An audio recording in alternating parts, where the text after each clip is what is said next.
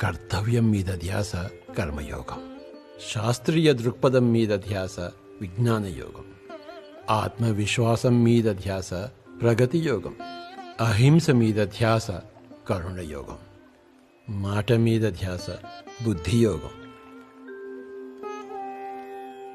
శ్వాస మీద ధ్యాస ధ్యాన యోగం.